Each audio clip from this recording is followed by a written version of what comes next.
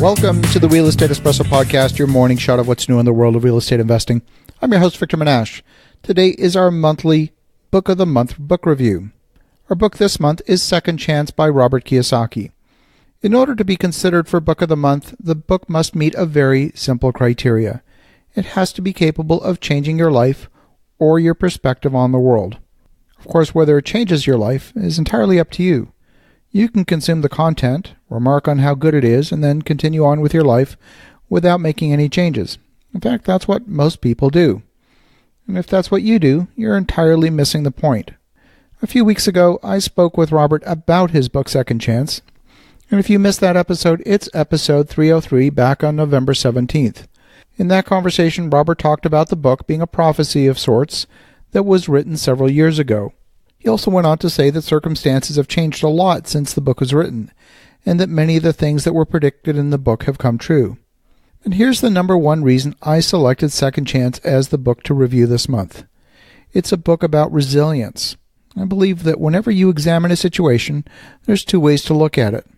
I like to separate it into both process and content. Process is the thought process that leads to a conclusion about a particular thing. The content gets wrapped up in the specifics of the facts at a particular given point in time. And while the specifics of the economy have changed somewhat since Robert conceived of this book back in 2014, the thought process that led to his conclusions have not. That's timeless. Now, he divided the book into three sections: past, present, and future. First section of the book, Robert outlines the problem areas that are facing our society from a financial perspective. Number one, retirement pensions are broke. This is true at the federal level, at the local level. Even some corporate pensions are not meeting their obligations. The past 10 years of low rates of interest have not generated sufficient income for pension funds to meet their obligations. Number two, there's an overabundance of paper assets that are not backed up by actual fundamentals. This is the proverbial house of cards, and we will see a major stock market correction if we're not already in the midst of it right now. Number three, the shrinking middle class will eventually result in class warfare as the rich get richer and the poor get poorer, as well as several other things that he talks about in the book. But in each of these situations, there are huge pitfalls for the unprepared. Just like the last crash in 2008, it was devastating for millions of people. So too, it represented one of the greatest opportunities in my lifetime, and I have to say, while I benefited from the meltdown that happened in 2008, I did not take full advantage of the true potential it represented. The risks for someone buying at the bottom of the market were really very small. The upside was indeed much higher.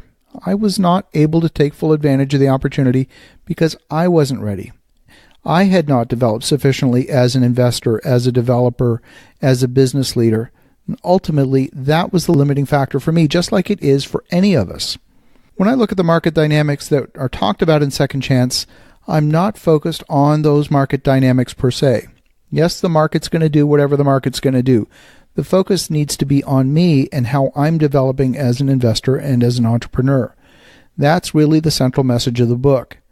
When you hang out with Robert and learn from him, that's his focus too. It's all about developing that self-awareness, about growing as a human being. And when you, for example, participate in an article study with Robert, as we do every year on the Investor Summit at Sea, we read an article. And it might be some aspect of economics or energy or precious metals. It actually doesn't matter.